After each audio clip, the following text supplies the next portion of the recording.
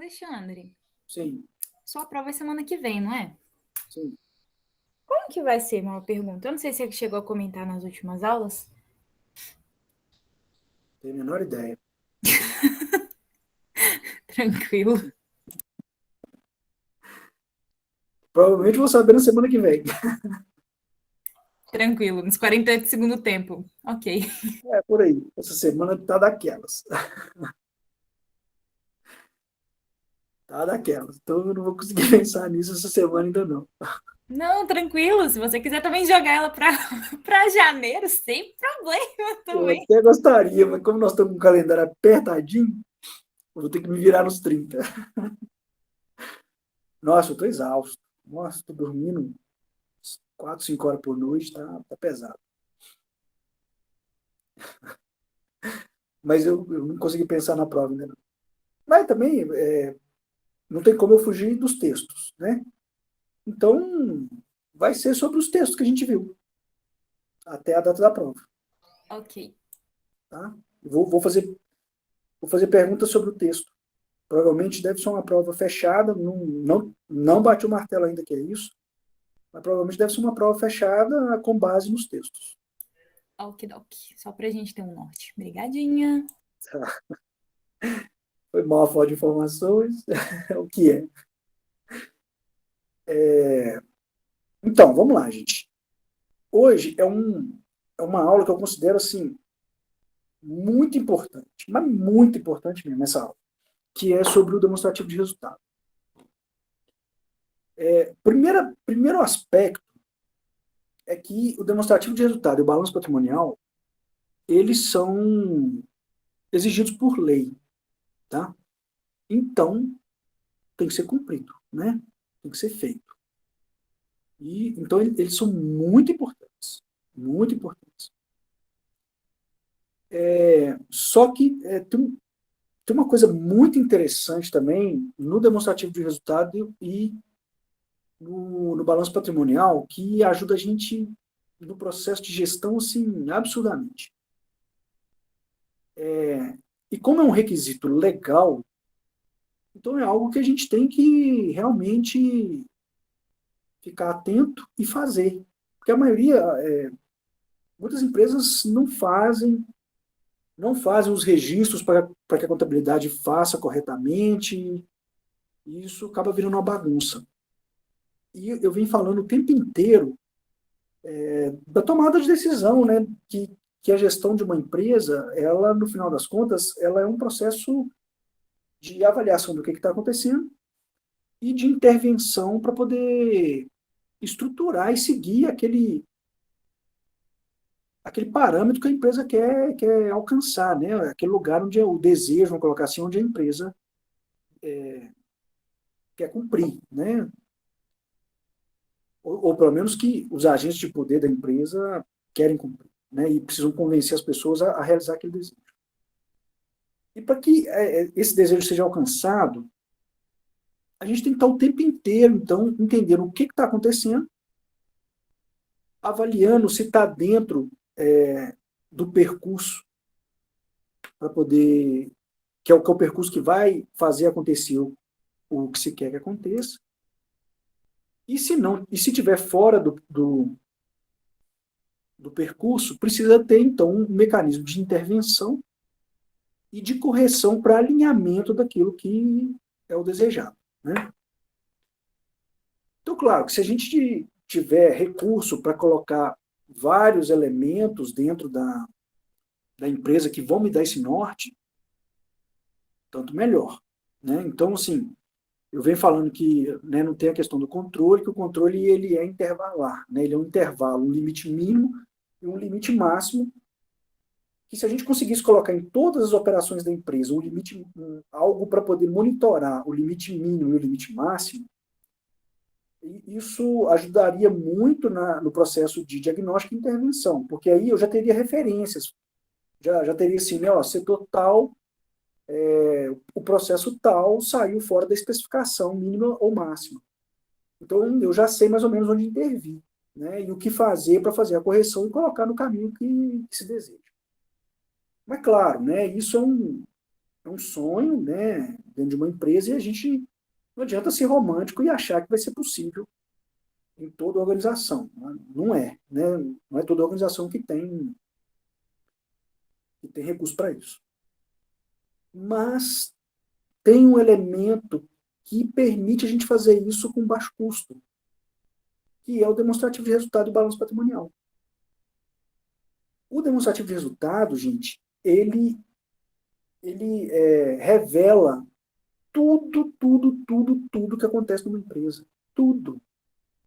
Qualquer decisão que for, qualquer acontecimento que tiver dentro de uma empresa, a gente vê esse acontecimento no balanço, no demonstrativo de resultado e também no balanço patrimonial.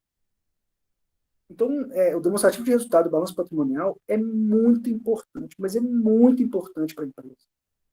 E eu acho interessante, isso é um aspecto legal, porque acaba, de certa maneira, dando uma ferramenta muito importante para o gestor, para a tomada de decisão. E dentro do aspecto legal, a maneira como é legalmente estruturada permite essa avaliação e permite também uma avaliação se tem uma coerência com o que está acontecendo ou não. Isso é muito legal. Por quê? O demonstrativo de resultado e o balanço patrimonial, eles são todos estruturados em contrapartidas. Então, tudo que acontece na empresa tem registro num lugar e registro no outro. E se houver uma alteração de registro em algum lugar no demonstrativo de resultado ou no balanço patrimonial, tem outras contas dentro do balanço ou dentro do demonstrativo que tem que variar também. Então, isso dá para entender tudo que acontece numa empresa. Se vocês pegarem, claro, para empresas que fazem o demonstrativo e o balanço corretamente. Então, se vocês pegarem uma empresa, pegar o demonstrativo e o balanço de uma empresa dos últimos 10 anos, se você conseguir pegar mensal, vocês vão entender todas as decisões que aconteceram na empresa.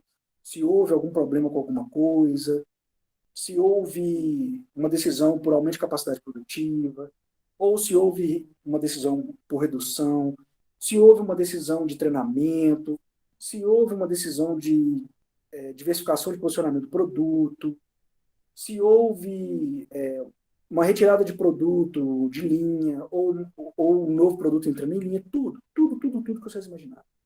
Tá? Eu estava numa empresa fazendo um processo de auditoria de contas da empresa, e aí eu vi que tinha uma... Aí dentro daquela questão das finanças mesmo, fiz a análise vertical e a análise horizontal de demonstrativo de resultado e de balanço, e aí eu vi que de um ano para outro, a conta que chama, está aqui nas despesas administrativas, ela tinha variado, ela tinha tido uma variação em 3 anos de 300%. E aí isso me chamou a atenção. E aí vocês pensam o seguinte, é claro que aí a gente precisa entender a natureza das contas e o que compõe cada conta. E para a gente entender a natureza das contas e as contas que compõem, a gente precisa entender de custo. Né? Eu até falei um pouquinho de custo já em outra aula. Então, o que acontece? O custo, basicamente, ele é dividido em custo e despesa, e o custo em custo com matéria-prima e com pessoal. O custo grosso modo, mas assim, muito grosso modo, mas só para vocês entenderem o raciocínio, vale a pena ser dito, o custo, ele é direto e indireto. O custo direto, ele é, assim, muito grosso modo, aquilo que está dentro da linha de produção. E o custo indireto é aquilo que está envolvido com a linha de produção, mas não está dentro da linha de produção. E as despesas são os outros gastos que a empresa tem para poder vender o produto.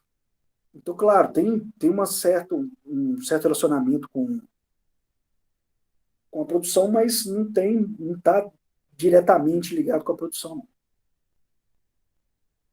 Beleza. Uma outra coisa que é importante a gente entender é o seguinte: todo acontecimento dentro de uma organização, seja ela com fins lucrativos ou não, exige um gasto financeiro. Na verdade, exige um recurso financeiro. E, assim, basicamente, grosso modo, só para a gente entender isso aqui, que a gente está falando de finanças, tudo numa empresa é traduzido em números financeiros, em recursos financeiros. Então, eu tenho lá na minha saída as minhas vendas, né? Então, aí já fica registrado aqui no demonstrativo de resultado, né, que é a receita bruta de vendas. Isso significa, então, um aporte de capital na empresa, que é o lugar onde deveria, pelo menos teoricamente, seria o lugar de financiamento das operações da empresa. Porque se você pensar que você tem que vender um produto tendo lucro, significa então que as suas vendas, no final das contas, de maneira saudável, ela tem que ser maior que todos os gastos que a empresa tem. E para cada setor funcionar, ele vai ter que ter uma entrada de matéria-prima, né? Uma entrada de objetos, uma entrada de pessoas. Então, tem os gastos de remuneração das pessoas e os gastos com compra daquilo que é necessário para cada setor funcionar. Então, cada realização de receita está registrado no demonstrativo de resultado. Vamos supor assim que o CEO de uma empresa gosta de mascar chiclete para poder tomar decisão.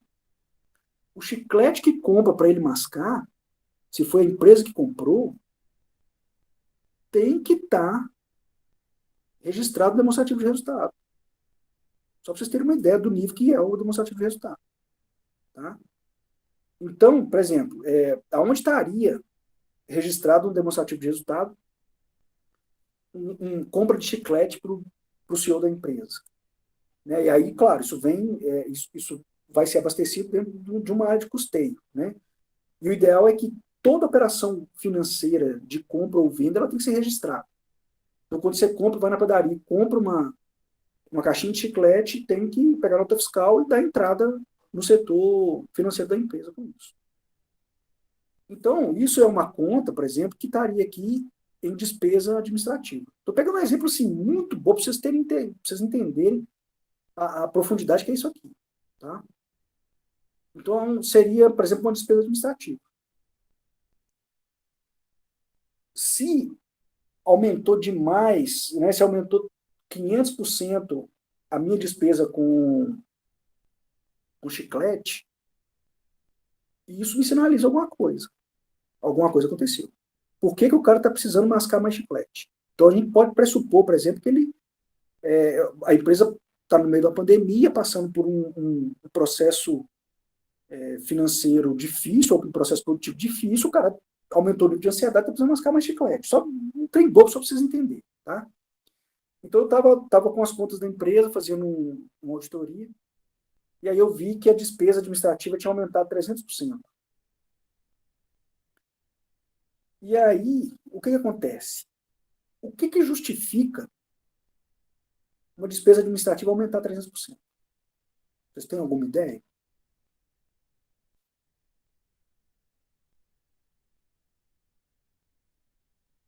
O que está dentro da despesa administrativa, né? Gasto com o pessoal da diretoria. Aí, alguns colocam jardinagem, limpeza, por aí vai. Para ter uma precisão maior, seria bom, então, entrar dentro da conta despesa administrativa, ver o que compõe essa conta e ver o que foi que variou para poder justificar esse 300%. Mas, então, se houve um aumento de despesa administrativa, pode ser, por exemplo, que a empresa ela está passando por um processo de alavancagem de vendas, de ampliação do processo produtivo.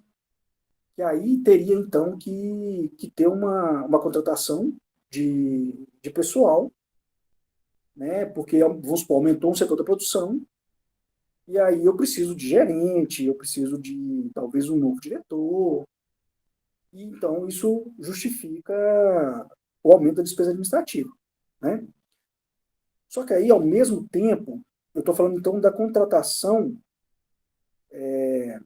de um novo diretor, eu estou falando da abertura de um novo processo produtivo, né, de um novo produto. Se eu estou falando de uma abertura de um novo processo produtivo, eu estou falando, então, que o custo do meu produto vendido também tem que aumentar. Por quê? Porque eu estou colocando um novo produto no mercado e aí eu tenho um aumento, por exemplo, de salário do pessoal do chão de fábrica. Eu tive que contratar pessoas para poder para poder aumentar a minha área de produção.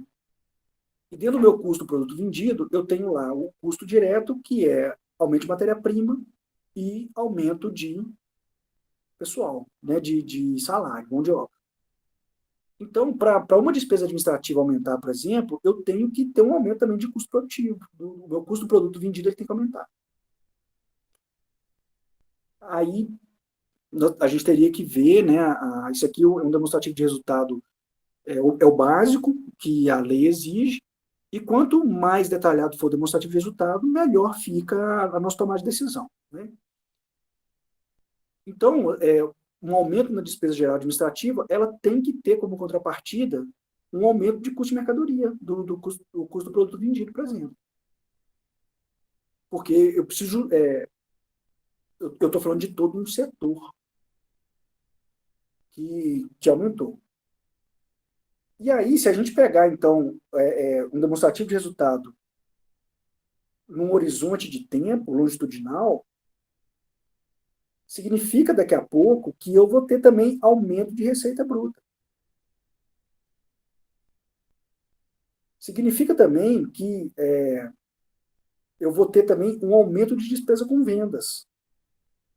Porque eu vou ter que mais vendedor, campanha de marketing, porque eu estou fazendo um esforço de alavancagem de vendas. Beleza. Vamos supor que a empresa, então, tem uma capacidade produtiva ociosa, né? Porque para eu poder fazer uma expansão do meu processo produtivo, para ter que contratar pessoal, se a empresa estiver trabalhando no limite da capacidade produtiva, eu vou ter que ampliar a planta. Essa ampliação da planta, então, ela vai ter uma consequência no balanço patrimonial.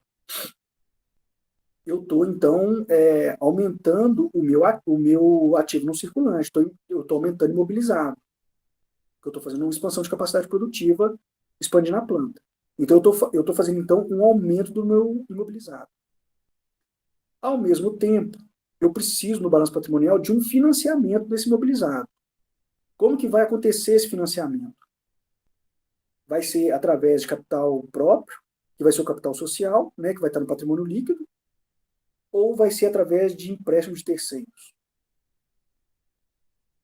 Que aí empréstimo terceiro ele pode ser de longo prazo ou de curto prazo. Né? Se for de longo prazo, então ele vai impactar o ativo não circulante. Ou o passivo não circulante, ou então o que a gente chama de passivo realizado a longo prazo. Né? Se for de curto prazo, vai impactar o passivo circulante. E aí entra naquelas decisões de estrutura de capital, né? Qual que é mais barato, qual que eu consigo. Aí vai ter um impacto também sobre o fluxo de caixa, por causa da parcela do empréstimo que eu vou pagar. Então, uma série de coisas acontecendo e todas elas vai ter um registro aí dentro. Eu posso usar uma reserva de lucros, por exemplo, igual está aqui no balanço patrimonial, e aí, a partir do momento que eu uso essa reserva de lucros para poder fazer um aumento no imobilizado, essa reserva de lucros ela se transforma em capital social. Então, vocês estão percebendo que toda decisão que eu vou tomando vai acontecendo movimentos dentro do demonstrativo de resultado e do balanço patrimonial. Tá? Se for o caso de uma expansão de capacidade, de uma absorção de capacidade produtiva ociosa, eu não vou ter esses impactos no imobilizado e no patrimônio líquido, porque eu estou usando a própria planta que eu tenho. Aí pode ser que justifica um aumento de despesa administrativa, porque de repente eu tive que contratar só um gerente ou só um diretor, alguma coisa assim. Né? Mas seria um erro, por exemplo, eu fazer um aumento de capacidade, um aumento de vendas, né? e variar só a despesa administrativa sem variar a despesa com venda. Por quê? Como que eu vou vender mais sem aumentar a despesa com venda, sem aumentar vendedor, sem aumentar, por exemplo, uma campanha de marketing, né? Então, a minha alavancagem de vendas, ela exige uma alavancagem de gastos, tá? E esses gastos, eles podem ser em vários sentidos. Então, assim, na pior das hipóteses, vamos supor que os vendedores conseguem absorver mais vendas, sem ter que contratar ninguém. A minha campanha de marketing é que me permitiu, então, vamos supor, eu tinha uma cartela com 200 mil clientes, mas a campanha de marketing que eu estava fazendo acabou atraindo 400. Então, tudo isso significa que não precisava variar mais nenhuma conta no demonstrativo de resultado, né? Porque eu estou só absorvendo a capacidade produtiva que eu já gastei. Só que, mesmo assim, o custo de mercadoria vendido, o custo do produto vendido, ele teria que aumentar, porque essa conta aqui, ó, 4,2, que é o custo do produto vendido, ela é uma relação, além de mão de obra, de quantidade de matéria-prima. Então, por mais que a mão de obra não tenha variado, vai ter que variar a quantidade de matéria-prima. Ou seja, necessariamente o meu custo do produto vendido vai aumentar. Tá claro isso para vocês? Eu estou citando esse exemplo da despesa administrativa porque o problema que eu tive é que a despesa administrativa ela tinha aumentado 300% e as outras contas elas não tiveram variação. Então, tem um negócio errado. Não tem como uma conta do demonstrativo de resultado variar sem ter uma contrapartida. Não tem como. Qualquer variação que acontecer dentro do demonstrativo de resultado, ela tem uma contrapartida. Se estiver funcionando, se estiver operando dentro da lógica certinho que tem que ser. Então, se variar alguma conta no demonstrativo de resultado e não variar outra coisa, que são as contas que tem que ter aquela contrapartida, então tem um trem errado acontecendo na empresa. Isso para mim por si só já é um sinal. E aí o trem errado pode ser de um caixa 2 ou até deficiência de campanha de marketing. Tá? Nesse caso aqui, como não tinha uma contrapartida, pelo menos o custo do produto vendido tinha que ter variado para poder justificar. Aí eu abri as contas das despesas administrativas e eu vi que tinha aumentado os gastos, por exemplo, com restaurante, com manutenção do espaço físico, jardinagem, limpeza, essas coisas. E estava tudo documentado, com nota fiscal, tudo belezinha. O papel da auditoria é esse. Né? Tá com nota fiscal, belezinha, beleza. Mas aí, vocês imaginam, como que aumenta uma despesa de restaurante em 300% em 3 anos, se não tem uma inflação, por exemplo, que está aumentando demais o custo da comida? Como que aumenta os gastos com jardinagem, com limpeza de espaço, se a empresa não ampliou fábrica, não ampliou planta? Não tem como, né? Não tem nada que justifica. Porque para aumentar uma despesa com restaurante, eu preciso aumentar, por exemplo, contratação de pessoal. Aí seria um caso de uma expansão, pode até ter uma capacidade ociosa de maquinário, mas a mão de obra não conseguia absorver, eu tive que fazer a contratação. Aí justifica o meu aumento de despesa administrativa. Mas para isso, o custo do produto vendido tinha que ter aumentado também, porque ia aumentar o salário com essa contratação de pessoal. Aí eu sentei com o diretor financeiro, ele virou para mim, e eu fui apertando ele, e ele dava as contrapartidas, eu falei, isso não está registrado, isso não está registrado. Por fim, ele falou comigo, falou assim, ó, mexe nisso não, deixa isso quieto.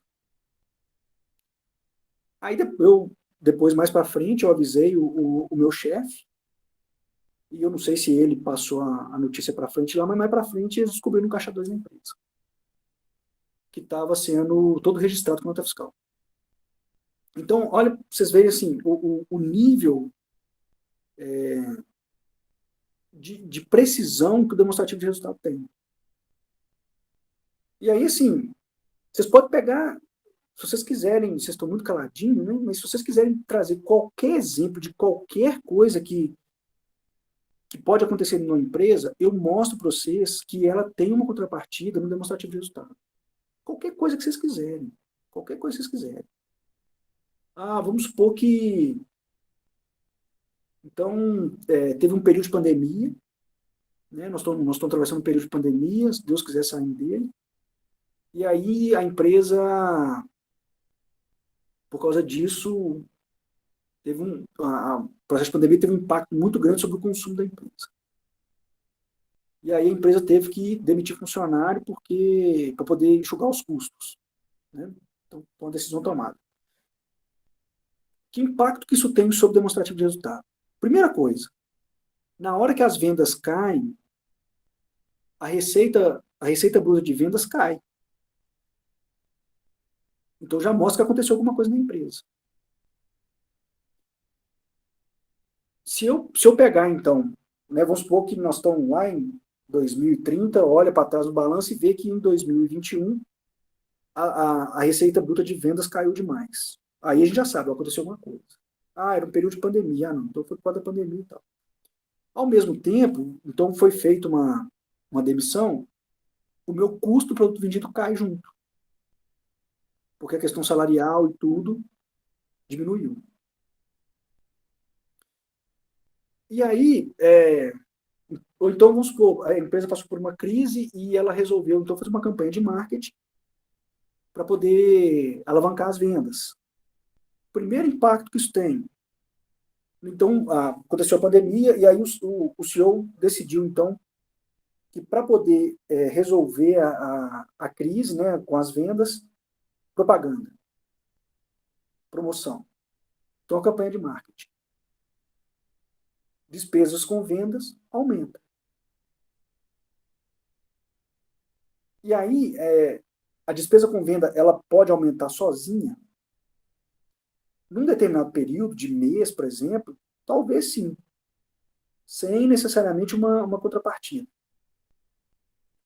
Mas, quando a gente perceber, então, uma diminuição na receita bruta de vendas, com um aumento da despesa com vendas, já pode imaginar, então, que esse aumento da despesa com venda pode ser uma ação da diretoria tentando resolver um problema de receita que aconteceu. Claro que, por si só, essas informações não vão dizer nada, porque aqui elas estão bem genéricas. Mas elas são indicadores de onde a gente precisa olhar para ver o que aconteceu. Então, se eu tenho uma diminuição na receita de vendas, eu já posso ir para dentro da empresa e começar a questionar o que está acontecendo. E se eu abrir as despesas com vendas e ver lá, então, gasto publicitário, eu já sei, então, que foi feito um esforço de venda tentando compensar aquela receita que tinha diminuído. Então, no balanço anterior, eu tenho a diminuição, do mês anterior, eu tenho a diminuição, ou do ano anterior, e no balanço seguinte, eu tenho um aumento com despesa com venda, aumentando uma campanha publicitária, por exemplo. E aí, eu já tenho, então, indicadores de onde está o problema na empresa. Não sei se vocês estão acompanhando, está indo aí? Sim. Beleza. Tá? Aí, eu tive, por exemplo, um problema de um maquinário que deu defeito. Então, o que acontece? O maquinário deu defeito. Significa, então, uma perda de matéria-prima para poder fazer o produto. E aí, por exemplo, se isso deu um impacto na linha de produção, claro que vai dar um impacto na linha de produção, né? Porque até o defeito seja corrigido e tal. Então, o que acontece? As empresas, ainda que sejam as vendas sazonais, elas têm um comportamento relativamente padrão ao longo do tempo. Então, eu tenho níveis médios padrão de comportamento de cada conta do demonstrativo de resultado. Então, eu já sei que o meu custo produto vendido, ele vem dentro de um padrão, dentro de uma média. E aí, se acontecer um problema com o maquinário e eu tive que parar o processo produtivo, isso vai dar um impacto no custo. Aí a gente tem que ver outra coisa. Por exemplo, eu tenho estoque para atender as vendas. Se eu tenho estoque para atender as vendas, os vendedores vão continuar vendendo e o produto vai ser entregue. Isso não vai impactar a minha receita de vendas. Mas vai impactar o nível de estoque, que também vai manter uma média ao longo do ano. Então, se eu for lá e ver o nível de estoque, eu vi que ele saiu do normal, que ele saiu do padrão, então isso é um indicador de que aconteceu algum problema. Se a empresa não tem estoque para atender as vendas, significa então que ela não vai conseguir vender, não vai conseguir atender meu cliente. Então vai ter uma contrapartida que vai diminuir a receita de vendas. Além disso, vai ter uma contrapartida no custo de produto vendido. Se o maquinário, ao estragar, fez um monte de produto defeituoso, por exemplo, isso vai aumentar o custo do meu produto vendido. E esse aumento do custo do meu produto vendido é um indicador de que aconteceu alguma coisa na área de produção.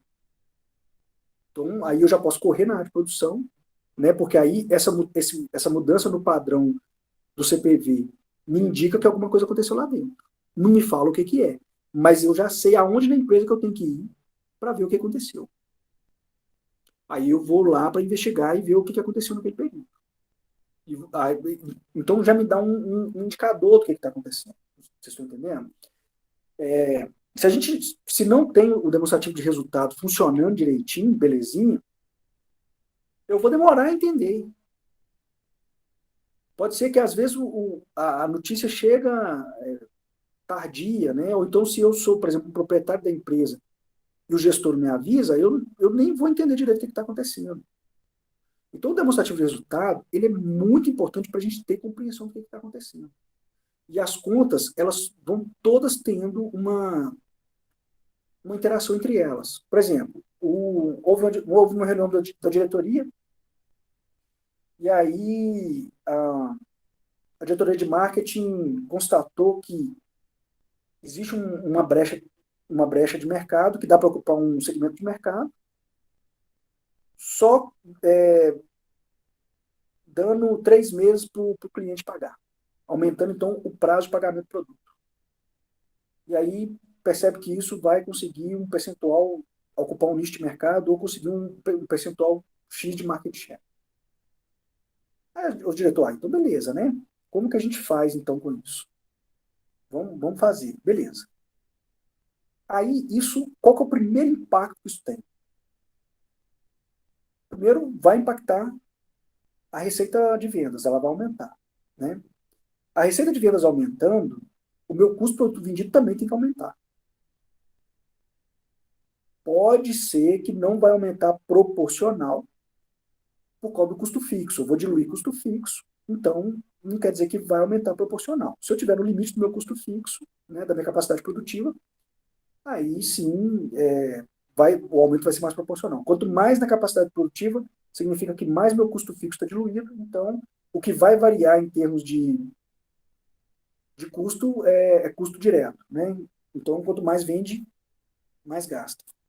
Então, vai ser uma variação mais proporcional, mas ela nunca vai ser totalmente proporcional, porque se eu tiver no limite da minha capacidade produtiva e for fazer um aumento sem fazer expansão, eu vou ter que colocar um segundo turno. Isso também significa aumento de custo fixo.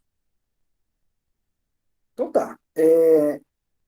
Outra contrapartida dessa decisão é que para poder dar mais prazo para o meu cliente pagar, eu estou fazendo então um financiamento da compra do meu cliente. E isso vai me gerar um problema financeiro. Aqui no ativo circulante, tem essas contas a receber Então, o prazo, eu dando mais prazo para o meu cliente pagar, significa então que essas contas a receber, elas vão aumentar. E lembrando que eu tenho que ter uma contrapartida no meu passivo. Como que eu vou fazer esse financiamento do meu contas a receber, né, do meu cliente? Então a gente vai negociar com os fornecedores e pedir mais prazo para os fornecedores. Então aqui no meu passivo, essa conta fornecedores vai ter que aumentar. Então, se eu cheguei aqui e vi que a minha contas a receber, fiz uma análise de balanço e vi que minha contas a receber aumentou e que a minha conta fornecedor aumentou, significa então ali que eu estou tendo uma ampliação de vendas e eu preciso ver agora quem está pagando a conta desse financiamento do aumento de vendas com base em prazo de pagamento.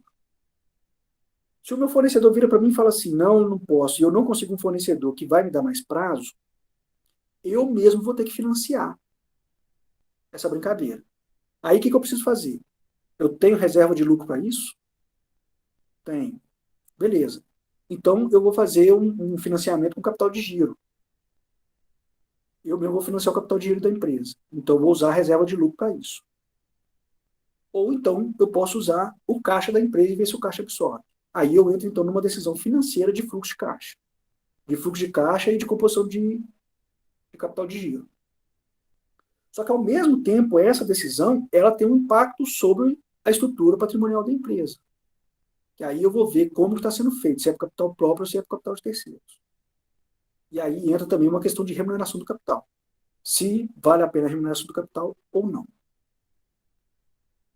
Tá? Então, o demonstrativo de resultado, gente, qualquer coisa que acontecer na empresa, ele vai impactar uma conta e essa conta ela nunca varia sozinha, porque as áreas da empresa elas são interligadas. Por isso que a gente sempre vê falando, a gente viu isso na aula anterior, a metáfora da empresa como sendo um sistema composto por subsistemas que estão em integração. Tudo o que acontece numa empresa, num setor de uma empresa, tem impacto em outros setores. De alguma maneira, alguma coisa vai impactar em algum lugar. Só que, para eu conseguir ter essa estrutura funcionando de demonstrativo de resultado, nessa sincronicidade e nessa possibilidade de me mostrar o que está acontecendo na empresa, é muito importante que aquela palavrinha mágica organizada, as 4 palavrinhas mágicas da administração, é muito importante que a organização da empresa ela esteja muito bem definida, que os setores eles estejam muito bem definidos, que os cargos e as funções de cada cargo e as operações de cada setor elas estejam muito, muito bem definidas. Por quê? Porque aí eu consigo criar um sistema de registro dentro da empresa de tudo que está acontecendo. Aí eu consigo criar um sistema de pelo menos 2 registros. Se eu criar um sistema de 2 registros na empresa, eu vou registrar duas coisas que estão acontecendo sempre. Eu vou ter sempre uma entrada registrada e uma saída registrada. E essa saída de um setor, ela significa entrada em outro setor. Que depois vai significar uma saída. Então, eu vou tendo várias maneiras de registro. Quando é uma empresa pequena, ou que não tem um sistema administrativo, fica complexo de fazer e fica difícil de fazer. Mas vocês estão vendo a importância que é fazer isso, né? Porque vai me dizer tudo o que está acontecendo na empresa. Mas o ideal é que, enquanto gestores, principalmente de um negócio que começa a ficar maior do que pequeno, que tenha um sistema administrativo, aonde vai ter o registro. Então, o que acontece? Qualquer coisa que for comprado para dentro da empresa, que serve para qualquer tipo de operação da empresa, precisa acontecer um registro de entrada. E depois, aquilo vai ter que ter um registro de saída. Ao longo do tempo, os registros de entrada, eles têm um nível normal.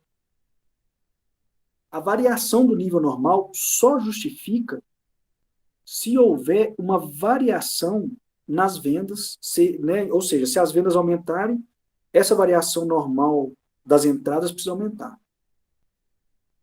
Principalmente se for uma ampliação de capacidade produtiva. Se for uma absorção de capacidade produtiva ociosa, vai aumentar pouco, mas vai ter um aumento. Claro que depende de cada setor, né? O custo por produto vendido, por exemplo, vai aumentar de acordo com o que aumentar as vendas. Se está sendo uma diminuição de vendas, então vai acontecer uma diminuição desse normal.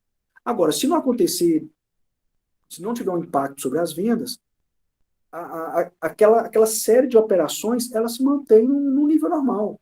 A tendência da empresa é estabelecer um nível de operação normal. Isso a gente vai chamar de o equilíbrio organísmico da empresa. Ou seja, dentro daquela faixa, daquele nível de funcionamento de produção, a empresa tende toda a se regular dentro de um nível médio. Só vai alterar se houver alteração no nível de produção. E a produção ela vai alterar em função da quantidade de vendas.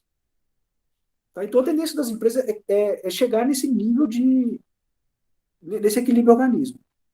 No nível de vendas X, esse nível de vendas, então, ele vai significar uma série de entradas e saídas dentro dos setores.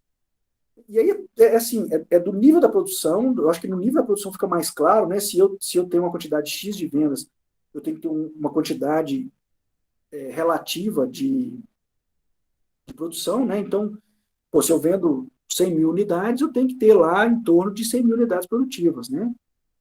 E também, aí vai depender de umas decisões, né? Tipo de composição de estoque, mas eu tenho um nível relativo. E aí o seguinte, para esse nível de X de vendas, vamos supor, de 100 mil unidades de vendas, eu preciso de uma planta produtiva específica, de um tamanho específico. Isso significa que eu preciso de uma quantidade de faxineiros específicos para limpar aquele espaço todo. Então, até a quantidade de faxineiro não vai variar muito. Vai ter que ter uma relação de coerência com aquela quantidade de vendas de 100 mil unidades. Tá? E isso vai para qualquer setor. Né? O setor de gestão de pessoas, por exemplo. Em torno dessa quantidade de 100 mil unidades de vendas, eu tenho a composição de todo o pessoal da minha empresa, começando pelo setor produtivo. Então, eu preciso de 200 pessoas no setor produtivo. Essas 200 pessoas no setor produtivo significa 5 diretores, por exemplo, né, uma quantidade X de diretores, que significa uma hierarquia de comando, né, específica, com uma quantidade específica de pessoas. Então, isso significa que a gestão de pessoas vai ter um custo mais ou menos padronizado para poder gerir isso tudo. O gestor de marketing vai ter mais ou menos um custo de vendas e de composição do mix de marketing dentro desse nível de vendas. O meu setor produtivo vai ter uma normalização de custos e de pessoas dentro dessa faixa de vendas. Então, a minha empresa ela vai ser toda organizada dentro dessa faixa de vendas, até atingir um padrão relativamente normal dessa faixa de vendas. E as decisões da empresa, elas geralmente estão associadas com essa... Né, geralmente está associado com uma composição de custo, né, na verdade, de um resultado final, né, que está aqui no demonstrativo de resultado. Esse resultado final, como o próprio demonstrativo de resultado mostra, ele é impactado pela quantidade que se vende, por aquilo que se gasta, que é o custo do produto vendido com a mercadoria, e com aquilo que se gasta com as operações da empresa, que são as despesas. Então, as decisões dentro da empresa, elas vão estar sempre em torno de um aumento de vendas, ou de uma diminuição de custo, ou de uma diminuição de despesas, para poder ter um determinado impacto sobre esse resultado final do exercício. Tá? Então, como as decisões vão estar sempre direcionadas com algum aspecto desses 3 elementos, as decisões ela vai ter sempre um impacto sobre o demonstrativo de resultado. E é isso que eu estou falando com vocês. O demonstrativo de resultado, uma decisão, ela nunca tem um impacto sozinho em uma conta. Ela vai ter sempre um impacto em algum outro lugar. Por exemplo,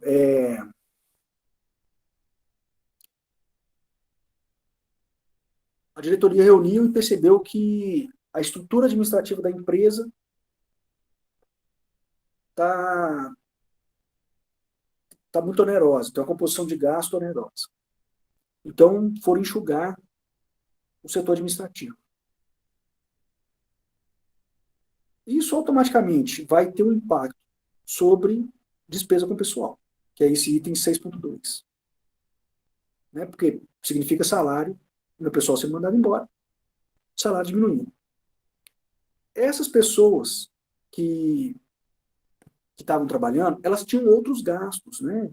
Gasto com telefone, gasto com material de escritório, gasto com transporte, gasto com restaurante, por aí vai. Então, retirando essas pessoas, vai retirar também esses gastos. Então, eu vou ter um impacto nesse item 6.3, despesa geral administrativa. Então, é isso que eu estou falando com vocês. Uma conta, ela não varia sozinha. Ela tem sempre uma contrapartida. Qualquer decisão que vocês fizerem na empresa vai ter esse impacto sobre demonstrativo de resultado e provavelmente um impacto sobre o balanço patrimonial. Porque a empresa está toda funcionando em torno da questão do gasto, de receita, né? Ou gasto com funcionamento, ou a receita com obtenção de receita, né? com a venda da mercadoria. Só que, para que funcione dessa maneira, a gente precisa ter um demonstrativo de resultado bem organizado. Né? Precisa ter registro de tudo que acontece. E para que se tenha esses registros, é importante, então, é isso que eu estou falando, essa organização da empresa e ir criando esses registros. Então, por exemplo, eu fiz uma compra de matéria-prima para produzir. Na hora que faz o pagamento, recebe uma nota fiscal, né? Pelo menos teoricamente, né? Deveria receber. Mas, de qualquer maneira, esse gasto com a compra de matéria-prima, ele tem que ser registrado. E aí, então, faz um registro primeiro na diretoria financeira. Né? Houve uma saída de caixa. Essa saída de caixa, ela tem que ter uma contrapartida. Né? Como é que uma saída de caixa acontece numa empresa sem ter uma contrapartida? Então, qual que é a contrapartida da saída de caixa na diretoria de finanças? Uma entrada de matéria-prima na diretoria de produção. Aí, por exemplo, vamos supor que a empresa organiza no seguinte sentido. Então, eu tenho uma entrada de matéria-prima no almoxarifado, que é uma forma de criar um registro. Então, significa que e aí a empresa cria um setor de almoxarifado que toda saída de recurso financeiro do caixa, né, da conta da empresa, né, da área do setor financeiro, seja caixa ou seja banco, vai então ter como contrapartida o registro no almoxarifado, setor de estoque. Então, se é a história do chiclete do CEO, primeiro ele vai para estoque, para depois ir para a sala do CEO. E aí o que acontece? Deu entrada, então, arrumou a contrapartida. É sempre, no mínimo, uma duplicidade de registro. Deu registro no caixa da empresa ou no banco, na conta do banco, deu entrada, deu contrapartida no setor de almoxarifado. Aí, estou comprando matéria-prima para poder fazer a produção. A área de produção, então, precisa ir no setor de estoque e fazer a requisição da matéria-prima. Aí cria mais uma duplicidade de registro. Vai fazer a saída de matéria-prima do setor de estoque e a entrada no setor produtivo. Esse nível de entrada de matéria-prima, dentro do funcionamento orgânico da empresa, significa uma saída padronizada de produto acabado. Então, aí, de novo, duplo registro, né? Entrada de matéria-prima tem como registro uma especificação de quantidade de produto saindo.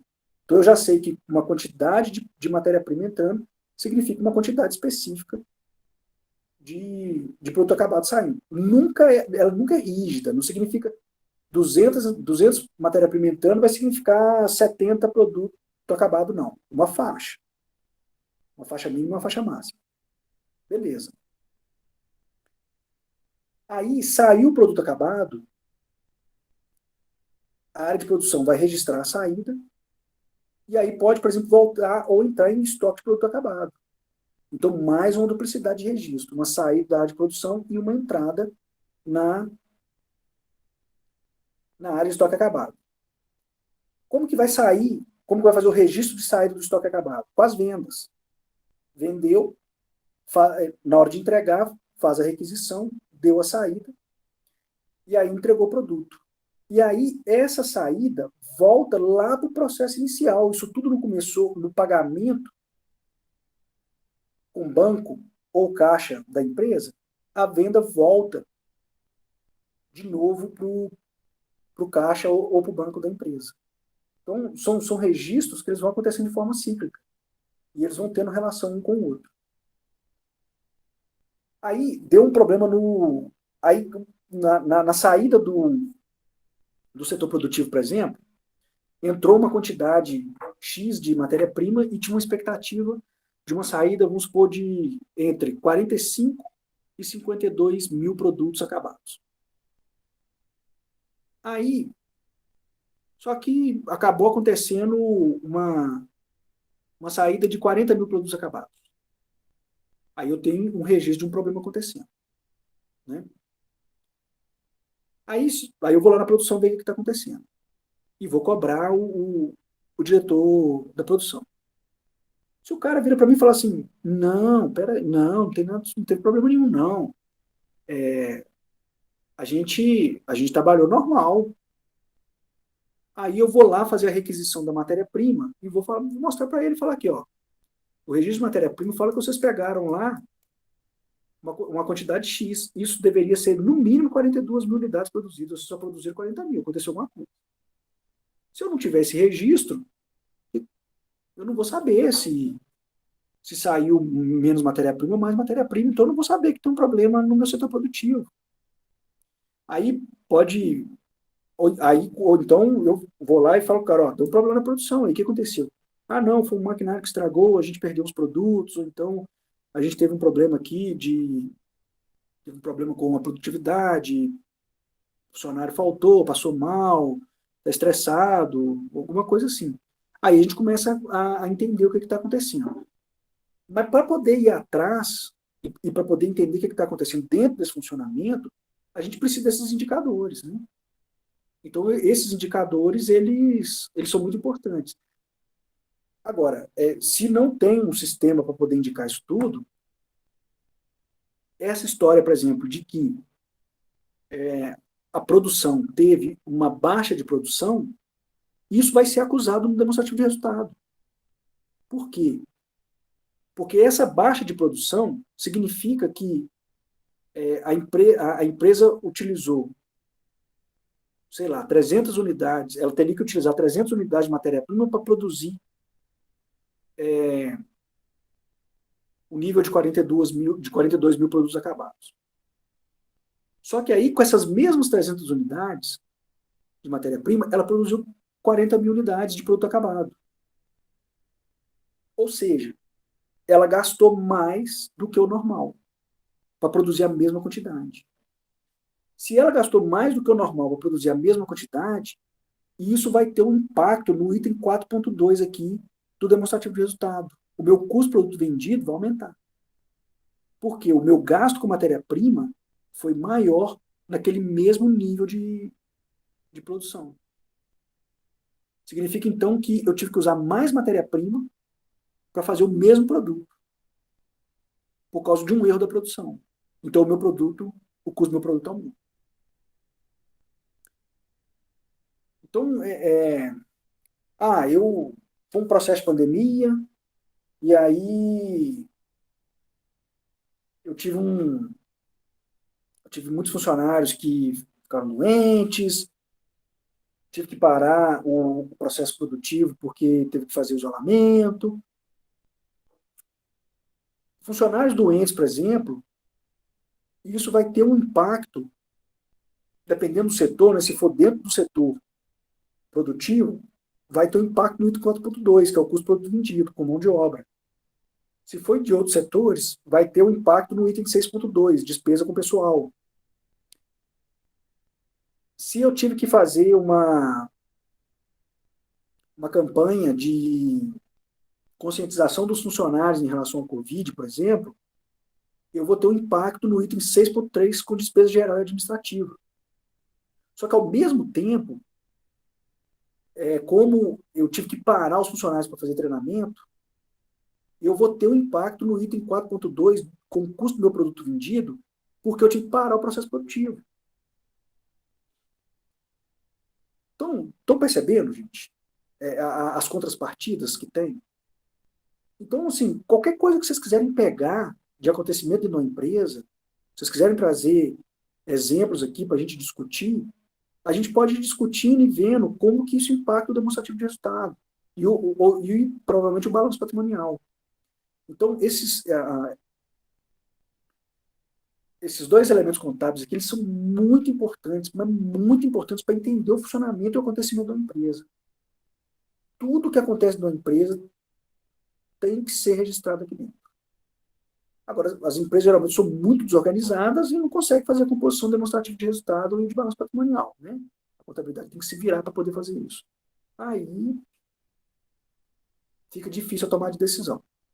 Mas se isso aqui estiver funcionando, e já que é um negócio legal, o custo para fazer isso funcionar não é tão alto.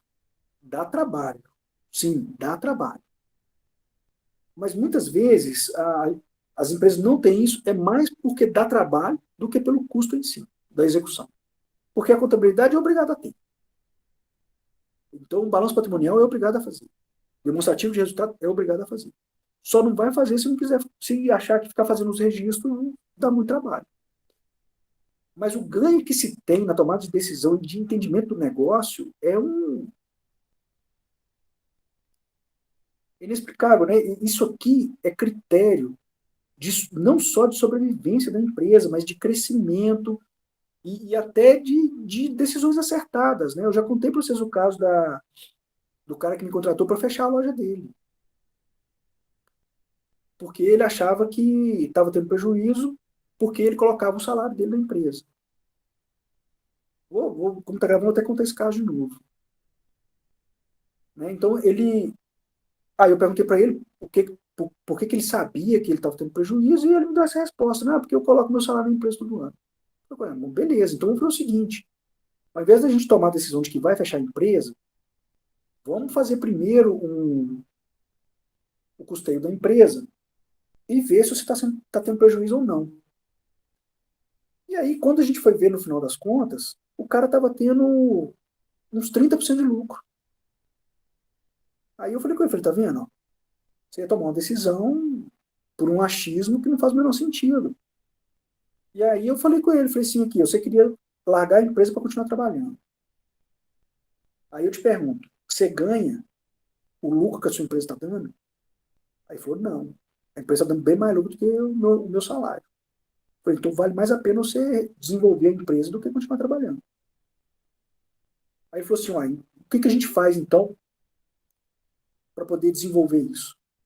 Como ele trabalhava com vendas na internet, aí eu falei com ele, falei assim, olha, a gente então agora precisa fazer arrumar uma pessoa para fazer um mix de marketing para a gente e estruturar o seu negócio. Acho que a primeira coisa que vai precisar fazer é um site para você desvincular do Mercado Livre, né? Você não precisa sair do Mercado Livre para continuar lá, mas o Mercado Livre tem um custo alto para você. Você trabalha com a operação do seu site, que você vai fazer a divulgação e esse pessoal do marketing ele já vai fazer os tipos de propaganda e tudo que precisa. Moral da história. Aí arrumamos uma pessoa para fazer a questão da informática, fazer o mix de marketing, e aí daí para frente era com esse consultor, eu não entendia dessa área. Voltei na empresa daí uns 5 anos, para ver como é que ele estava e tal. Foi um cara que depois a gente manteve contato. Quando eu cheguei na empresa, o cara estava faturando mais de 200 mil por mês. Ele estava com um setor administrativo com 15 funcionários. Saiu do emprego, o irmão dele era formado em administração, chamou o irmão dele para trabalhar, e o cara alavancou a empresa dele, que na época, eu acho que hoje ele é o maior do Brasil no setor de vendas, desse nicho de mercado que ele ocupou. Então, olha como que um demonstrativo de resultado salvou a empresa do cara. E eu já vi isso acontecer o seguinte, teve uma construindo numa pizzaria que os caras queriam encerrar o televendas. Quando nós fomos fazer o custo do televendas, era o televendas que segurava a pizzaria. O custo de atendimento no salão era muito alto. E o que segurava as pontas na pizzaria era o televenda. Então precisava fazer um processo de estruturação do televenda e de organizar o televendas. E o cara queria parar com o televendas. Não podia fechar o salão, porque o salão é que fazia a construção da imagem da empresa. Então a gente optou por manter o salão para continuar fazendo a consolidação da imagem da empresa, e nós tivemos que fazer um processo de estruturação da teleentrega, porque o custo era muito baixo. Então, assim, a tomada de decisão tem que passar pelo demonstrativo de resultado. Não tem jeito. Quando vocês vão fazer, por exemplo, um plano de negócios, uma parte do plano de negócio é o demonstrativo de resultado. Tem que fazer uma projeção de um orçamento. E o orçamento é uma projeção do demonstrativo de resultado. A parte de orçamentação da empresa é muito importante. O demonstrativo de resultado da empresa é muito importante. Então, as decisões, seja lá qual for, por que está acontecendo, quando você toma uma decisão, é uma decisão de algo que vai acontecer no futuro. Então, você precisa ver quais são os diversos impactos que aquela decisão vai ter ao longo de toda a empresa. Todos esses impactos ao longo da empresa significa recurso financeiro entrando e saindo. Né? Ou vai economizar recurso financeiro que estava saindo, ou vai aumentar recurso financeiro que está entrando. Então, isso tudo precisa ser projetado e orçamentado no demonstrativo de resultado para ver qual é o impacto final que vai ter, o que é o resultado final disso tudo, para daí, então, tomar uma decisão. Não pode simplesmente ser uma decisão por achismo, assim, porque eu estou vendo isso acontecer, eu acho que é isso. Não é assim que funciona. A decisão, a empresa, tudo que acontece na empresa é traduzido em números, na área financeira.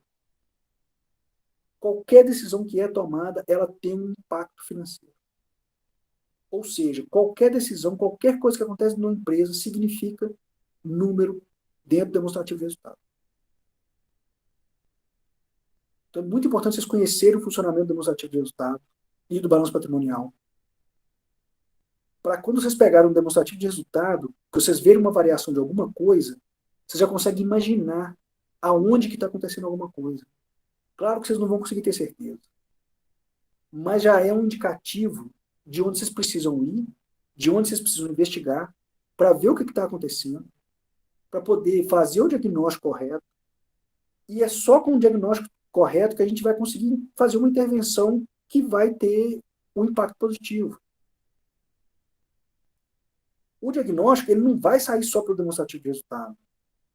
Mas na hora que eu vejo registrado alguma coisa acontecendo no demonstrativo de resultado, a conta que varia, eu já sei qual setor que está ligado na empresa. Então eu preciso ir nos setores que fazem aquela conta variar e ver o que está acontecendo lá dentro. Vocês imaginam o tempo que isso economiza, da gente ter que vasculhar a empresa inteira até descobrir o que está acontecendo, em qual lugar que está acontecendo, com quem que está acontecendo. Então, olha o tempo que isso economiza para a gente. Isso aqui já dá um indicador de falar assim, olha, o problema está em tal lugar. Vai lá ver o que está acontecendo. Eu já sei onde que eu preciso fazer meu diagnóstico. E é só um diagnóstico bem feito para poder uma decisão acertada. E depois, antes que essa decisão seja efetivada, eu preciso fazer uma projeção para ver se é viável ou não. Aí, dependendo do tipo de decisão, é preciso fazer um plano de negócio, para dentro do plano de negócio eu ver se ela é viável financeiramente e em termos de estrutura física e em termos de pessoal. Às vezes vou precisar fazer uma análise de investimento, de projeto de investimento, para ver se vai ser viável ou não. Então, essa questão, por isso que eu trago o demonstrativo de resultado nessa disciplina. Nós estamos falando em termos de gestão, se a gente está discutindo gestão, como fazer uma gestão de uma empresa, entender isso aqui, entender como essas contas variam, qual a interação e a relação que essas contas têm, é fundamental para qualquer gestor. Se vocês querem ser bons gestores, vocês precisam entender o funcionamento dessas contas. Ok? Alguma dúvida, algum exemplo que vocês querem trazer, alguma coisa que vocês querem perguntar para a gente ver como funciona. Eu trouxe alguns exemplos genéricos aqui, mas se vocês quiserem trazer alguma coisa mais específica, a gente pode ir discutindo e analisando como que acontece aqui dentro. E aí?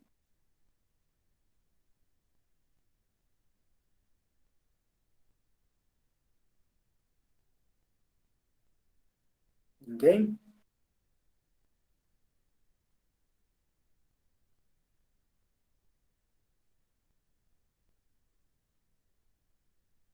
Vamos, gente. É importante vocês perguntarem.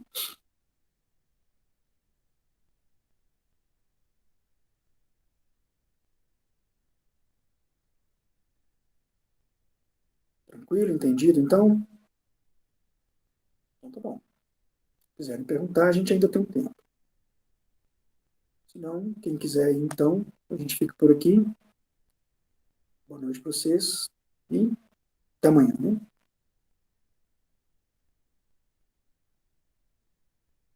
Vocês com Deus, então. Boa noite.